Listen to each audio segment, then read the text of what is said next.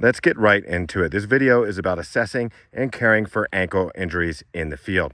Now, no matter what sport you're into, or if you have kids that play soccer or football or track, what have you, don't have to be a backpacker or a hiker to encounter or experience an ankle injury in the outdoors.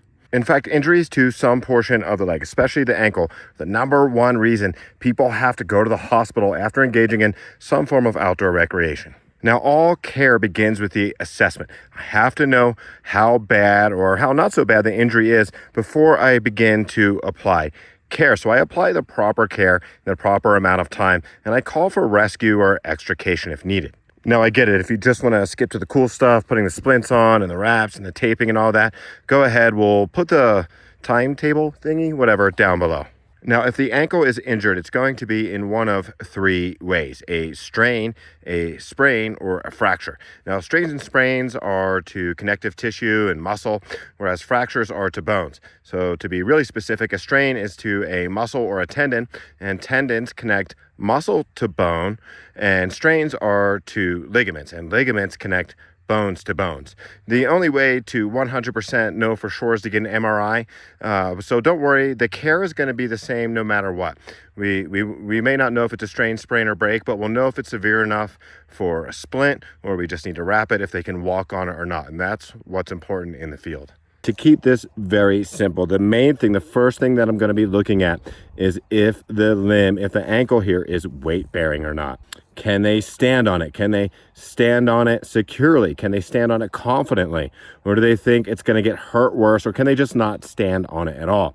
That's a huge thing here in the outdoors. So if she can't stand on her ankle, then she is non-ambulatory. That means she cannot walk under her own power. That means either I have to get her out or someone else will. And if you're in a situation where time is of the essence, exposure may be a big deal, you're not prepared to spend the night, temperatures are going to get cold.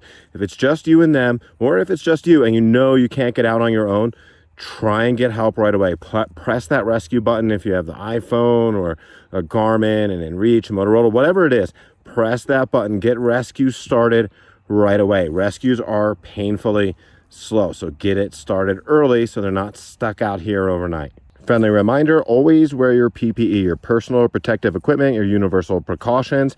In most wilderness first aid situations, that's going to be your gloves. Now look, I'm working with my significant other here, and there's no open wounds, so I may not have gloves in every shot. Okay, I'm trying to be expedient for filming, but with patient care, we will always don our protective equipment, not just for our own safety, but for theirs, and that's a big deal. Now you see I have about everything I'm going to use here all laid out, mise en place, if you will, like you cooking guys would know. That means everything in its place. I don't want to be constantly reaching in and out of my pack, getting things. I want them all, everything that I'm going to use all laid out, real organized, little product placement as well. This is going to make things go a lot more smoothly. I'll be able to grab anything I need really quickly, really fluidly, and that kind of care, that kind of thoughtfulness always goes well with the patient. Remember, good bedside care leads to better patient outcomes. Now, to properly assess any injury, we're going to have to visualize the injury. That may mean removing or adjusting some portion of clothing. In our case, we're doing the ankle, so it may mean removing the boot. Now, remember, always incorporate the patient in their care. If it's just me and the other person out here, of course, always let them know what you're doing, what to expect, and have them assist. If they feel more comfortable on doing the laces, that's fine. Have them help you out with the process. So the main thing here is just be slow, deliberate, and inform the patient of what you're going to do. Nice and loose, make it real easy to remove.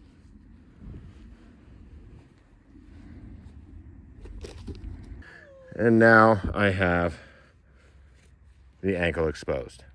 Okay, I'm going to get a little more in depth into the medical knowledge here. So strains and sprains are graded the same way. You have 3 grades, 1, 2, and 3. So grade 1 is basically, we'll kind of refer to it as a little bit of overstretching of the tissue, maybe very small tears, probably no bruising, and some mild swelling and tenderness. And again, tenderness means if I push on it, it hurts a little bit.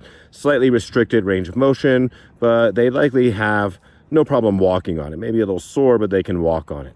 Grade 2 means we have a partial tear in the connective tissue, either the muscle, ligament, or a tendon. Again, you won't know until they get an REI, an MRI. But again, all that matters for us is if they're ambulatory or not, if they need rescue or not. And that'll let us know if we splint it or if we just reinforce it. Now, grade 2 will have more significant swelling, and this is where bruising comes in. But remember, bruising generally occurs hours after the injury. It can occur hours after the injury, maybe a little faster than that, but it won't be right away. So don't think, oh, I just pulled the sock down right afterward, I don't see bruising.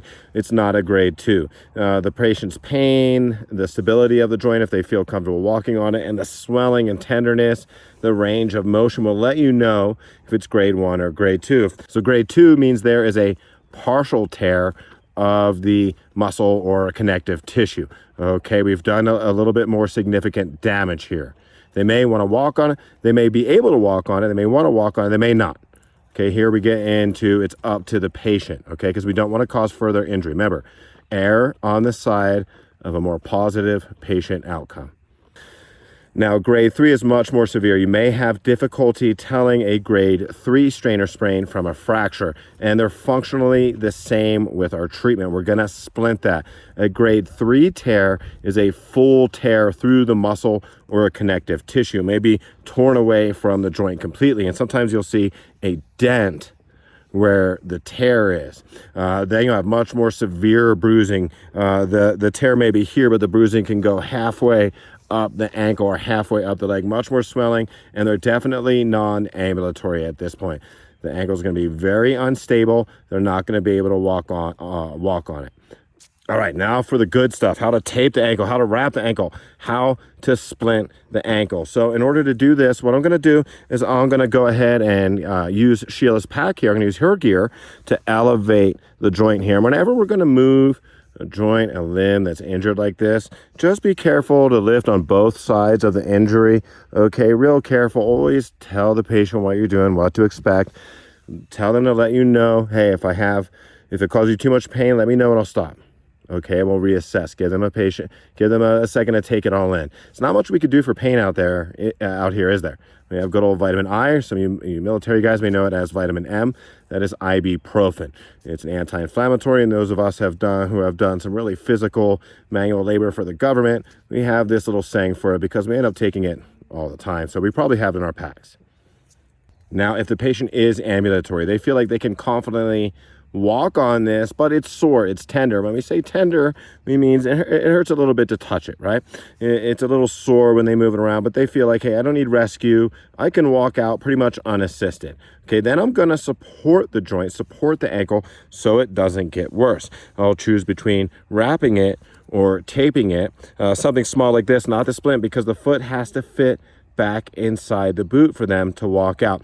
And indeed, some of us have a little bit what we call an unstable ankle, where if you play basketball or track or you're hiking a heavy weight, you may pre-taper wrap your ankle before the exercise to avoid a situation where you strain or sprain the joint. So now I have her leg, her ankle all propped up so I can reach all around it. So if I needed to splint the leg or whatever, a tape, I can get all around it, access it really easily. And that's important. We don't want to straddle the patient. We don't want to step over the patient. We want to walk around them. It's just not cool, okay? It doesn't give confidence in the patient. Now, we're going to treat this progressively. We're going to start where, okay, we're treating a minor strain or sprain, and I just need to reinforce the ankle with a bit of athletic tape here. So we're going to start by showing you how to tape the ankle. And then we're going to move up to, well, it's a little more unstable. I may need to wrap it with a compression bandage here, right? So then we're going to wrap. And then we're going to get into, well, it's fractured or grade 3, and I should really splint it. So first I'll tape it, then I'll wrap it, then I'll splint it, and you can follow along and learn the standards for how these are done. And look, I'm not just showing you how I would do it. These are pretty universal standards for the most part. I'll add some things in there where I can with my own experience to make it easier. But these are pretty standard methods. And if you know anything a little bit better, a little updated, leave it in the comments. So if we're going to tape an ankle, it's always best to begin with some pre-wrap. Now, in a pinch, if I have to, I can put this directly on an ankle. However, if the ankle and foot are hairy, it's going to cause irritation. Just the tape itself and the glue on the skin can cause irritation. And as they walk, the little folds that happen in the tape, they can cause blisters and, again, irritation. So If we start with this, we wrap it up. The tape will stick better, for one. If the ankle's sweaty or not, it'll stick to this better than skin. And it's designed to comfort the area so we get less, again, irritation. Gonna say that word a lot. So you'll see this kind of sticks to itself, so we don't really need additional tape to get it to adhere, to have it stay down. The main thing here is to just wrap over any part of the exposed ankle or calf that you're going to be putting tape. And see that little stirrup there gives it support. And you see this is also going to provide more support for the foot and the ankle. Okay.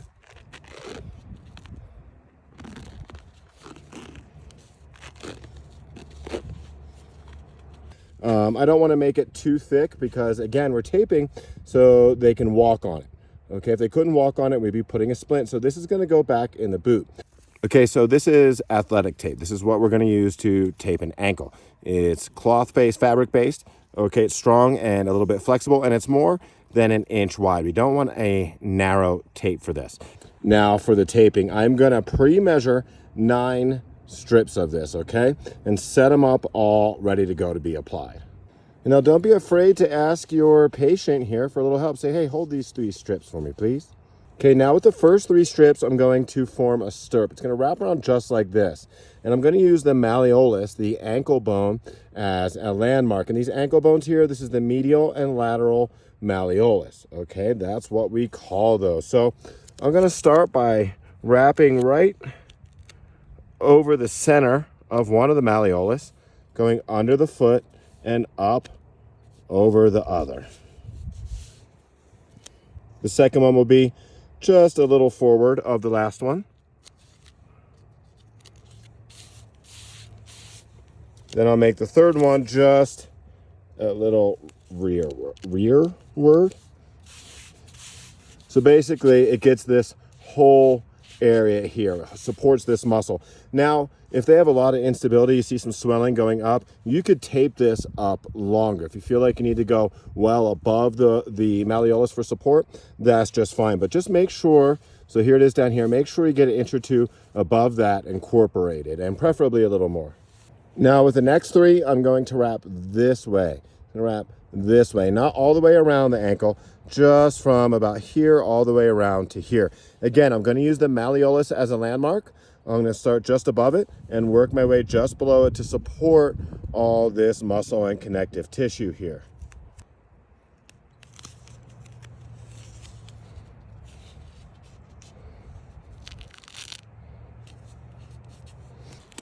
Okay, so if you get something a little off, your measurements a little off, you don't like what you see, there's no harm in taking a strip of tape off and redoing it. Okay, doesn't have to be pretty, it just has to be functional.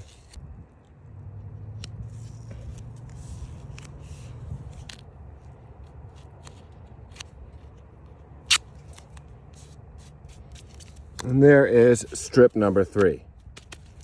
And if you'd like, you could take the extra precaution of taping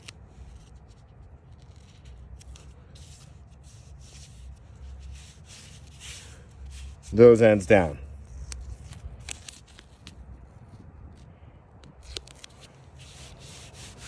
Just to make sure it stays through the hike. Okay, this is where it gets a little complicated, right? We did 3 this way, right? Bang. We did 3 this way, bang. Now we're gonna do 3 figure 8s, okay?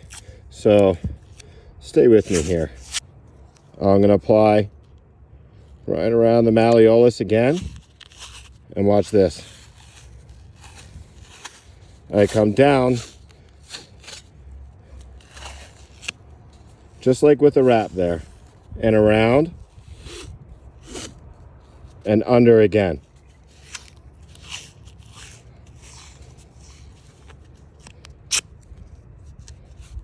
Okay, I'm going to do 3 of those, right? I like to make the middle one first, and go just above it, just below it. So one more time around.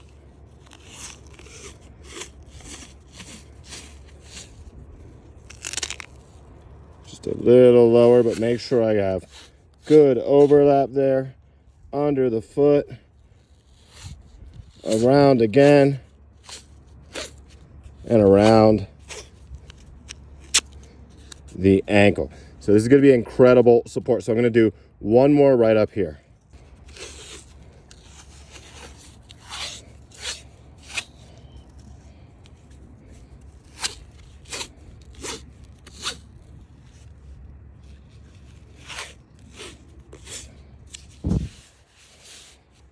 And there we go. Now remember to get patient feedback. Make sure there's no sore spots, no folds. It's not too tight for them. Okay, take some time. Practice this before you have to do it in the field. Okay, so that's how you tape an ankle. Get patient feedback. Make sure it's not too tight. There's no big fold rubbing and hurting them or anything like that. And yeah, the finished product, you know, it looks like this, almost like a little cast with all that pre-wrap on it, right? And any little folds that you wound up with that you see, that's what the pre-wrap will help with. Make sure that that doesn't irritate the foot underneath the sock. Okay, we're going to go ahead and wrap the joint now, and I'm going to use a compression bandage here, often called an elastic bandage or an ACE bandage. A compression bandage, because we'll see, we'll stretch it out, we apply, shrinks back down, compresses the area. There's lots of versions of these. I like the stuff of the Velcro, just really easy to apply. Now I'm going to start above the joint and wind up below it, because it's really important to support the muscle above and below the joint. That's really integral for support and stability. So I'm going to start several inches above the ankle bone here, pretty much on the calf and Achilles there, and I'm going to wrap over. See, I'm pulling that stretch out. Okay, I'm going to overlap really good here, generally at least by half. Now as I come down to the foot here, I'm actually going to provide this stirrup here, and then for a little extra support, go over the bone and wrap almost to the toes there. I'll use the rest to come back up. Try not to have too many folds, because again, this may be going back in the boot for a hike. Just slap that down and all done. Now remember, get patient feedback. Make sure they let you know this is not too tight, this isn't causing more pain. There should still be some give to this. Okay, we want to pull out the stretch so it provides the compression, but we don't want to hurt the little tootsie. If it's not weight bearing, if they can't walk on it and rescue is delayed, we're not just 2 minutes from the parking lot, then I'm going to go ahead and splint it. Now I can use a SAM splint like this. This is a portable flexible splint that is great for joints like the ankle and the wrist. And you can see it even shows how to apply it on the splint. These are really handy. These are in every EMT kit, every commercial EMT kit. You're not going to find an ambulance without one of these, and you should really get one of these for your pack. They are awesome. Of course, if you don't have one of these, you can improvise a splint, and we are going to give you the principles behind how a splint works so you can improvise one on your own. Now there's a few rules to splinting. So if you don't have something like a SAM splint, if you have to improvise, you can use these rules to improvise something appropriate. First is the position we splint the limb in. We splint the limb in what's known as the position of function. Now for the ankle, really any part of the leg, when we splint the leg, when we splint the ankle, we splint it with the toes straight up, the foot, the leg, right in line with the spine. So they're sitting, but it's in the same position that the foot would be if they're standing. Now we make sure that when we splint the ankle, this is supported so it stays in this position. Now the position of function, okay, this allows for optimal oxygen-rich blood flow to the limb. We call that perfusion. Oxygen-rich blood flow is called perfusion. It allows for the best perfusion, okay, which will minimize pain, maximize healing, and patient comfort. Now we splint for two reasons: to minimize further injury and maximize patient comfort. Now another rule is to check the pulse on the limb below the site of the injury. Distal, that means farther away from, okay, below the site of the injury for a pulse, okay? A pulseless fracture is a medical emergency. If a limb is not getting blood, that means the tissue can die, and we don't want to have to get an amputation, okay? Now, the best place to check for a pulse on the foot is the dorsalis pedis pulse. Now, a lot of times it could be visualized. You pull the sock down, you can actually see the artery beating. When we get a pulse, we're actually feeling an artery It's the heartbeat, right? So that bump, bump, bump, bump. So sometimes you'll see us have them relax the foot. And if you can't see it, we're going to use these two fingers here, not our thumb. And we're going to reach across just below the joint here where the ankle is on the top of the foot. So this artery goes kind of between the big toe and the second toe here. So just past the ankle joint, we're going to go ahead and put those two fingers on and take your time. Slow is smooth, smooth is fast. Take your time, feel the pulse, okay? Any pulse you feel before you splint, you should feel after you splint. You check the pulse before and after you splint. That way we know we didn't apply a splint and restrict blood flow to the limb in error. So again, we splint in the position of function. We check the pulse site below the break to make sure the limb is not pulseless, in which case we get extrication, we get rescue right away. Get them out right away, okay? We can still splint, but we want rescue. And any pulse that is there before we splint should be there after we splint. Now these SAM splints are great. They're very flexible, and we're gonna shape this to the shape of the limb. The thing is though, if this is the injured ankle, I don't wanna be pushing this on here and bending it all around like that, right? So what I'll do is I will shape this to the other foot. The other foot is gonna be almost identical in size and shape. So I'll form this to the non-injured side, and this is how we form it. We just place it against the limb here in the position that we want, and we will bend this carefully along the limb until it's fully conforming to the joint. Now, generally, you don't really have to pad a SAM splint, but if we are improvising, we're using anything hard or firm, not soft like this, we want to put padding in between the splinting material and the limb. And indeed, in wilderness first aid, okay, with extended rescue times, just for, well, a better splint. It'll conform better, it'll give more even pressure, and also more patient comfort, okay? More patient comfort, better patient outcomes. You can add some padding to this. And when I say padding, something like a beanie, gloves, a t-shirt, anything like that. So if you can, take that extra step and add a little padding to the SAM splint. So again, this isn't going to be going back in the boot unless you really need to for protection. Okay, so this can be a little bulky. Okay, it's okay if this is a little bulky. Take your time, move slow, get patient feedback. If you need them, say, hey, hold the top of this while I do this or whatever. Go ahead there. That's good, that's acceptable, and that's fine. Make sure your padding is evenly distributed throughout the splint. Okay, now we have this all shaped and conformed, and we refer to this as an ankle stirrup. So I'll ask my patient, hey, Sheila, hold that there, hold that on there while I wrap you down, I get you all set. And now, just like before, slowly, carefully wrap the SAM splint on.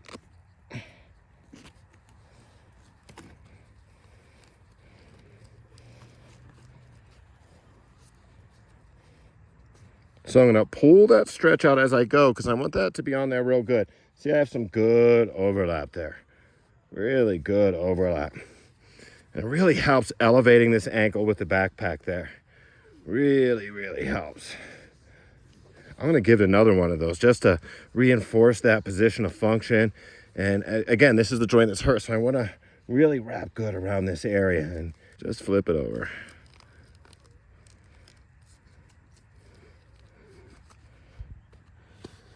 There we go. After we splint, we check circulation, sensation, and movement. Again, have them tell you what toe you're touching. Make sure you can still feel that dorsalis pedis, that pulse. You can move this out of the way. If you have to, the sock out of the way, move it back down. Make sure they can still wiggle those toes. Now, you may have seen this in the background. We didn't really talk too much about this little piece of gear right here, but this is an all-weather notebook. Whenever we provide care in the field, it's important to notate everything we do. We want the general patient info, age, their vital statistics, the injury, all of that, all the care we did. And if they do need to go to a hospital, we can hand that off to the doctors. They'll know what their status is and has been, and they can follow trends. We'll update this. If we're stuck out here for hours, I'm gonna keep notes. I'm gonna keep checking the patient and see if any trends occur, dangerous or good. See if my interventions are working, or see if the injury is getting worse. So always take notes. And these little Write in the Rain notebooks, they have the vital statistics all ready to go here, right? Look at that, all ready to go. So that makes it real simple for you. always take notes. Oh yeah, also it's good for legal protection as well. So if you're helping a bystander in the field, so your notes, if you end up having to take this to court, which you may have Good Samaritan laws, right? So if you act within your scope of practice, if you're certified in wilderness first aid, you do what you're certified to do, or you're just a bystander and just do your best to help without getting too weird with it, right? These notes can help you out.